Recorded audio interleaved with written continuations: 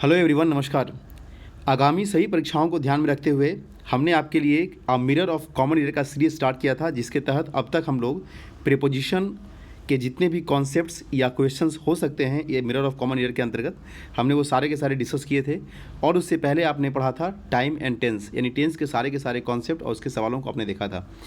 उसी कड़ी में आज हम लोग बात करेंगे कंजंक्शन के बारे में, ठीक है। तो कंजंक्शन में क्या क्या सवाल इसमें दिए हुए हैं इसको भी हम लोग देखेंगे वन बाई वन, ठीक है ना। तो चलिए शुरू करते हैं। इसका पीडीएफ आपको हमारे Telegram channel @English by Mantu sir, आप वहाँ ज्वाइन कर लीजिएगा, वहाँ से आपको पीडीएफ मिल जाया करेगा, ठीक है। चलिए, तो आज हम लोग बात करेंगे कंजंक्शन के बारे में। पढ़ रहे हैं हम लोग a mirror of common year series, ठीक है। चलिए, कंजंक्शन के अगर बेसिक कॉन्सेप्ट के बारे में बात करें तो आपको कंजंक्शन में कुछ कुछ बातों का ध्यान रखना है। अगर केवल आप पूछे सर कंजंक्शन होता क्या है, तो कंजंक्शन जो शब्द है, ठीक है, थोड़ा समझ लीजिए कुछ इसके बारे में, फिर क्वेश्चन पे हम लोग आते हैं। कंजंक्शन कन का मतलब ही होता है विद या टुगेदर, है ना। और जंक्शन जंक्ट से बना है, तो जंक्ट का मतलब होता है ऐड, जोड़ना। किसी के साथ जोड़ने की जब बात करते हैं उसको कंजंक्शन बोलते हैं, ठीक है। बहुत इसमें बेसिक कॉन्सेप्ट होता है, लेकिन आपको मेनली जो याद रखना है वो याद रखना है किसके साथ कौन सा कंजंक्शन जो है वो पेयर में आता है। जैसे एक दो एग्जांपल्स मैं समझाना चाहूँगा आप लोगों को। जैसे आइदर मीनिंग दिया है, तो आइदर के साथ पेयर में और आता है। सेम एज अगर नाइदर करें यहाँ पे तो फिर नॉर आएगा, ठीक है ना। इस ढंग से सो है तो उसके साथ पेयर में क्या आएगा, एज आएगा।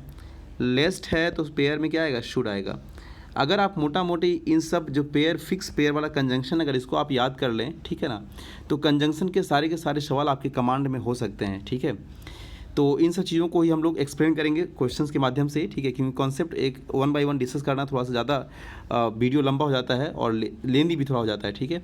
तो हम लोग क्वेश्चन के माध्यम से सारे कॉन्सेप्ट को समझने की कोशिश करेंगे, इसलिए ध्यान से पूरे लास्ट तक देखिएगा इस वीडियो को। और इसके अगले पार्ट भी कंजंक्शन के ही रहेंगे, ठीक है ना। तो चलिए आज का ये एपिसोड हम शुरू करते हैं। पहला क्वेश्चन है, he was not so well versed in English that we had expected, ठीक है, ध्यान दीजिएगा। He was not so well versed in English, है ना, that we had expected. He was not, सही लग रहा है, कोई दिक्कत नहीं। So well versed, देखिए so काम करता है एडवर्ब का भी, well भी यहाँ पे एडवर्ब है ना। versed जो है ये है पास्ट पार्टिसिपल जो काम करेगा एडजेक्टिव का, तो सही है। एडजेक्टिव के पहले एडवर्ब फिर एडवर्ब, सही है। किसी चीज़ में निपुण होने के लिए हम लोग प्रीपोजिशन इन की बात करते हैं तो वो भी सही है ना। इंग्लिश में निपुण है, यहाँ तक कोई दिक्कत नहीं था, ठीक है। चलिए मैं एक बार फिर से समझा दूँ आपको। वर्स्ट का मतलब ही होता है एक्सपर्ट, निपुण होना, एडिप्ट होना, ठीक है ना। इसको आप क्या कर सकते हैं, अडिप्ट, ADEPT। किसी चीज़ में जब निपुण होता है तो यहाँ पे इन का यूज़ करते हैं, ध्यान रखिएगा।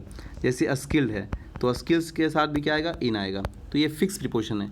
जब किसी भी चीज़ में आप निपुण होते हैं तो उसके साथ प्रीपोजिशन इन आता है, ठीक है। चलिए फिर लिखा है दैट वी हैड एक्सपेक्टेड, ठीक है। तो आइए हम लोग इस के कॉन्सेप्ट को ध्यान से देखने की कोशिश करते हैं। देखिए यहाँ पे शो लिखा था और यहाँ दैट लिखा है, ठीक है। चलिए ध्यान समझिएगा। सो के साथ पेयर में एज आता है, सो के साथ पेयर में दैट भी आता है, और सो के साथ दैट आता है। देखिए यहाँ डॉट डॉट का मतलब पेयर हो रहा है, यहाँ पे डायरेक्टली आ रहा है, ठीक है। तो सो एज का मतलब होता है उतना, डॉट डॉट जितना। ध्यान समझिए हम क्या कहना चाह रहे हैं, ठीक है। जब आप कंपेयर करते हैं, जैसे हम मान लिया बात करते हैं, है ना, कि Ram is as good as Shyam, ठीक है। राम उतना अच्छा है जितना कि श्याम है। तो आप पेयर में यानी पॉजिटिव डिग्री के अंतर्गत आप बात करते हैं एज और एज की बात करते हैं, ठीक है। उसी ढंग से जब सेंटेंस नेगेटिव में होता है तो वैसे कंडीशन में आप सो और एज की बात करते हैं। किसकी बात करते हैं, सो और एज की बात करते हैं, ठीक है। सो दैट पेयर में रहे या सो दैट एक साथ लिखा रहे, इन दोनों का मतलब हिंदी होता है ताकि। क्या होता है, ताकि, हाँ। जो पर्पस शो करता है, क्या करता है, ये पर्पस को शो करता है, यानी किसी उद्देश्य को बताता है, ठीक है। अब दोनों एग्जाम्पल को ध्यान से समझने की कोशिश करिएगा। जैसे हम ऐसा बोलेंगे, you are not so intelligent as we expected, ठीक है। You are not so intelligent as we expected, आप उतने तेज नहीं हैं जितना कि हमने उम्मीद किया था, ठीक है। ये सो एज का एग्जाम्पल हो गया। सो दैट का एग्जाम्पल कैसे देखेंगे, पेयर वाला, याद करिए। जैसे he is so weak that he can not walk, ठीक है। He is so weak that he can not walk, वह इतना कमज़ोर है कि टहल नहीं सकता, ठीक है। फिर इस सो दैट कैसे बोलेंगे, जैसे he works hard so that he may succeed in the examination, वह मेहनत करता है ताकि वह एग्ज़ाम में पास कर सके, ठीक है। तो इस ढंग से एग्जाम्पल को देख सकते हैं। तो यहाँ जो लिखा हुआ है ना कि जैसा कि हमने उम्मीद किया था, ठीक है, तो उतना वेल वर्स्ड नहीं है इंग्लिश में जैसा कि हमने उम्मीद किया था, यानी जितना हमने उम्मीद किया था, ठीक है। तो यहाँ पे दैट नहीं आएगा, बल्कि क्या आएगा यहाँ पे, एज हो जाएगा। क्या हो जाएगा, एज, ठीक है, ध्यान रखिएगा, है ना। चलिए, तो सही आंसर आपका हो गया एज, ठीक है, सही आंसर सी नंबर। बढ़ते हैं अगले कॉन्सेप्ट, अगले क्वेश्चन की ओर। चलिए, मिसेस बरून, है ना, not only stopped coming here but also going to any place which is related to her past tragedy, ठीक है। तो थोड़ा ध्यान समझिएगा। आप ये बात तो भली भांति जानते होंगे कि नॉट ओनली के साथ जो है वो पेयर में जब भी आएगा तो बट ऑल्सो आएगा, इस बात को आप जानते हैं, राइट। तो नॉट ओनली के साथ पेयर में बट ऑल्सो आता है, ये आप जानते हैं, लेकिन आपको ये भी जानना होगा कि नॉट ओनली बट ऑल्सो हो, ठीक है, या फिर पेयर में नाइदर नॉर हो, या फिर आइदर और हो। इस तीनों कंजंक्शन को हम बोलते हैं को रिलेटिव कंजंक्शन। क्या उसको बोलते हैं, को रिलेटिव कंजंक्शन। तो पेयर तो आपको याद रहेगा ही, इसमें एक कॉन्सेप्ट और नोट कर लीजिएगा या याद रखिएगा कि जब भी इस टाइप के कोरिलेटिव कंजंक्शन आपको जहाँ भी दिख जाए तो कॉन्सेप्ट ये होता है कि इसका जो सेकेंड वाला पेयर है ना, ये पेयर जिस पार्ट्स ऑफ स्पीच से जुड़ा रहेगा, ध्यान सुनिएगा, not only but also, neither nor, either और, है ना, के सेकेंड वाले जो पेयर हैं कंजंक्शन के, जिस पार्ट्स ऑफ स्पीच से जुड़े रहेंगे, जिस पार्ट्स ऑफ स्पीच मतलब नाउन से, प्रोनाउन से, एडजेक्टिव से, वर्ब से, जिससे भी जुड़ा रहेगा, तो जिस पार्ट्स ऑफ स्पीच से जुड़ा रहेंगे, पहले वाला जो पेयर है, ठीक है, ये भी उसी पार्ट्स ऑफ स्पीच के नियर बाय, यानी उसके निकट होने चाहिए, ठीक है। ध्यान रखिएगा जो हम बात कर रहे हैं, यानी अगर ये जुड़ा हुआ है कंजंक्शन प्रीपोजिशन या कोई पार्ट्स ऑफ स्पीच से, नाउन से, प्रोनाउन से, एडजेक्टिव से, तो नॉट ओनली बट ऑल्सो, यानी जो इसका पहला वाला पेयर है ये भी उसी से जुड़ा होना चाहिए, ठीक है। तो समझिए question, Mrs Barun not only stopped coming here but also going. देखिए, बट ऑल्सो कहाँ पे है, तो गोइंग के साथ है। गोइंग क्या यहाँ पे है, वर्ब में आईएनजी लगा हुआ है ना, यानी कि जीरन का काम कर रहा है, ठीक है। तो आपको नॉट ओनली का जो यूज़ है ये भी इसके पहले ही होना चाहिए, यानी कि इसका यहाँ पे होना ये चाहिए। देखिए, नॉट ओनली स्टॉप्ड कमिंग है, यहाँ होना ऐसे चाहिए था, स्टॉप्ड पहले कर दीजिए, ठीक है, उसके बाद करिए नॉट ओनली, ठीक है, और तब आगे क्या लिखिए, कमिंग, है ना, ये हो गया सही अरेंजमेंट आपका। तो but also going, not only coming, ठीक है। तो नॉट ओनली को उठा के यहाँ कर दीजिएगा, कहाँ पे, कमिंग के पहले कर दीजिएगा, ठीक है, यानी स्टॉप के बाद। सही आंसर हो जाएगा बी नंबर, ठीक है। चलिए, बढ़ते हैं अगले क्वेश्चन की ओर। क्या है, देखिए, क्वेश्चन है nobody else but you might be declared, है ना, रिस्पॉन्सिबल के साथ फॉर आता ही है, लॉस के साथ ऑफ आता है, सही है। माइट बी डिक्लेयर्ड, माइट के बाद मॉडल है, बी आएगा V1, उसके बाद फिर डिक्लेयर्ड V3, सही है।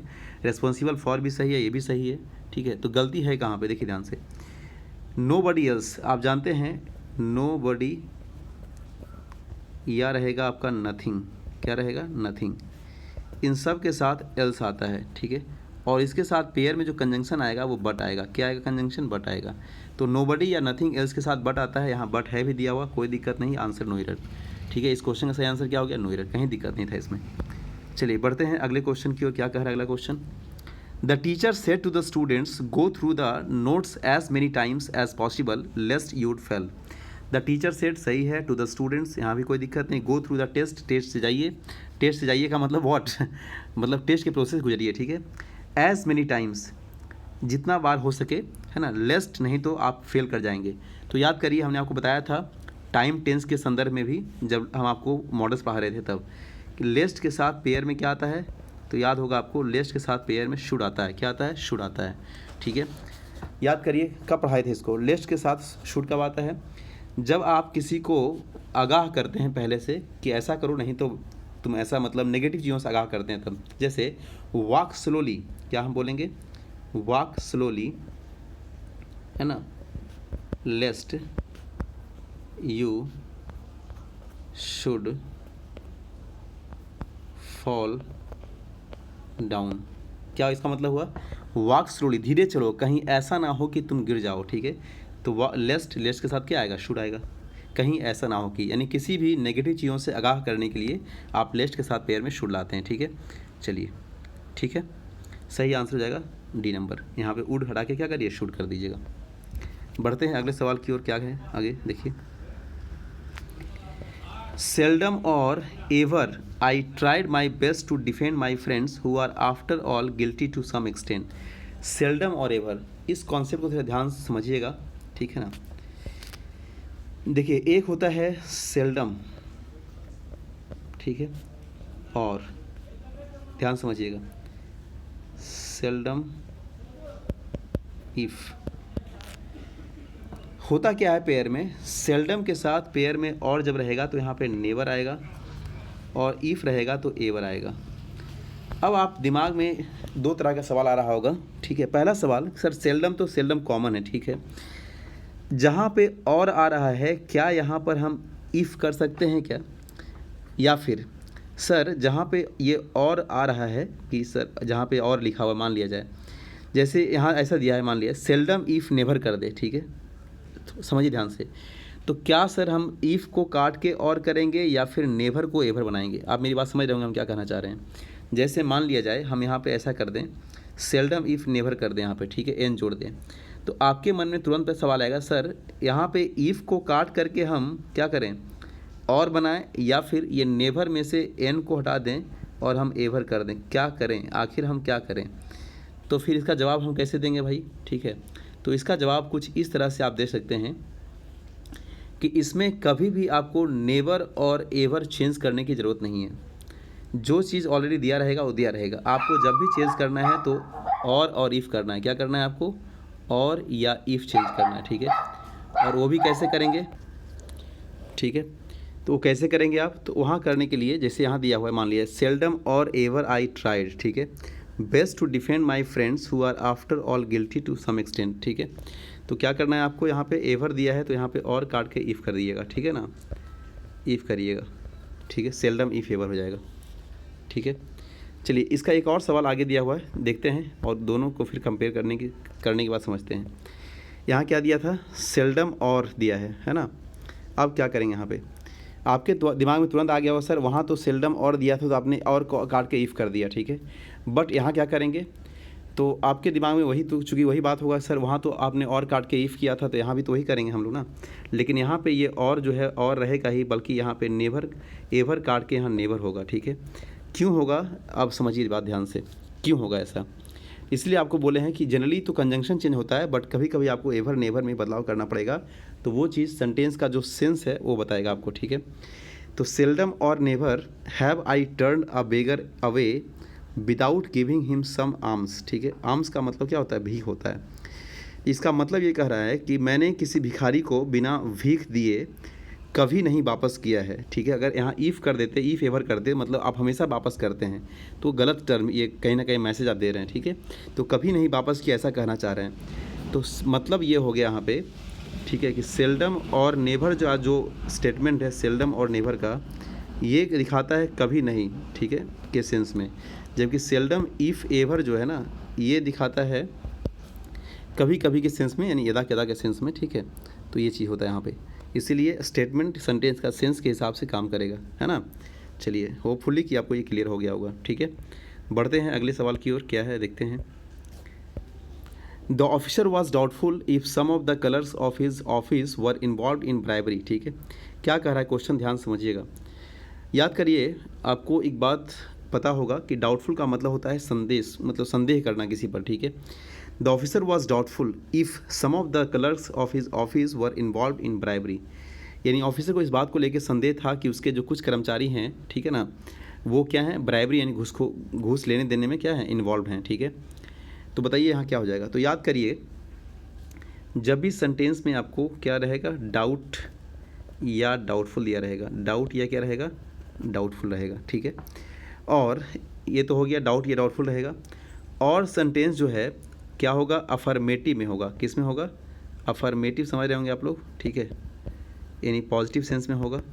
तो वैसे कंडीशन में कंजंक्शन जो आता है वो आता है इफ़ या वेदर आता है, क्या आता है, इफ़ या वेदर, ठीक है, इफ़ या वेदर आता है, ठीक है।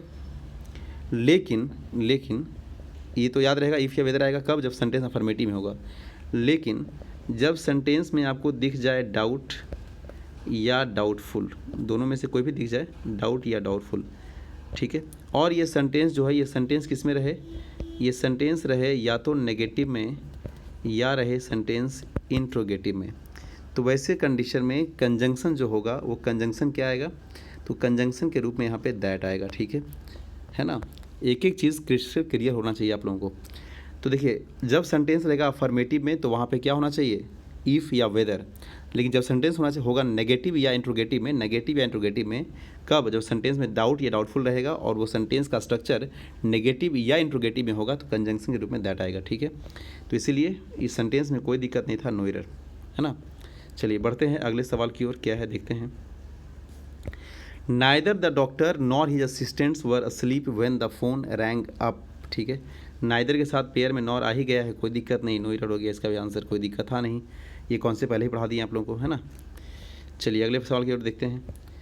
Because he has been ill for a month so, ठीक है, he does not come to the office. याद करिए, दो तीन कॉन्सेप्ट याद रखिएगा यहाँ पे।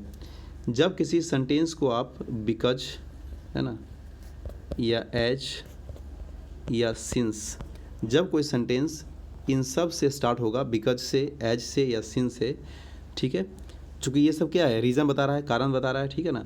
तो इन सब से शुरू होने के बाद कभी भी उस मतलब उसके साथ जो है नेक्स्ट क्लाउज आएगा, उसमें कभी भी सो या देयर फोर का यूज़ नहीं करेंगे आप, ठीक है।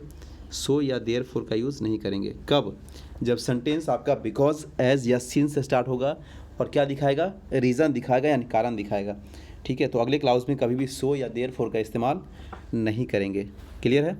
चलिए सही आंसर यहाँ क्या हो जाएगा, सो कट जाएगा यहाँ पे, ठीक है, सी नंबर आंसर। चलिए बढ़ते हैं अगले सवाल की ओर, देखते हैं कुछ और सवाल बचा हुआ है ना। You must either inform the police else, देखिए गलती हो गया, अभी पढ़ें आप लोग, आइदर के साथ पेयर में क्या आता है, और आता है, ठीक है, काफ़ी आसानी से गलती मिल गया, सही आंसर सी नंबर हो गया। बढ़ते हैं अगले सवाल की ओर।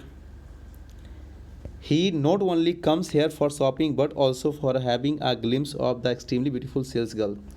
देखिए यहाँ भी आप क्या पढ़ें, याद करिए, he not only comes here for shopping, ठीक है, he not only comes here for shopping, क्या गलती है, तो याद करिए, बताए थे आपको हम कि नॉट ओनली और बट ऑल्सो का जो कंसेप्ट होता है, ठीक है ना, ये पेयर में तो आता ही है, लेकिन यहाँ एक बात और ध्यान रखना है कि बट ऑल्सो जिसके साथ जुड़ा रहेगा, जिसके साथ कहने का मतलब जिस पार्ट्स ऑफ स्पीच से जुड़ा रहेगा, नॉट ओनली भी उसी पार्ट्स ऑफ स्पीच के पहले होने चाहिए। तो यहाँ ऑल्सो जो दिया है, बट ऑल्सो ये फॉर यानी प्रीपोजिशन के पहले है, तो नॉट ओनली का यूज भी प्रीपोजिशन के पहले होना चाहिए, ठीक है।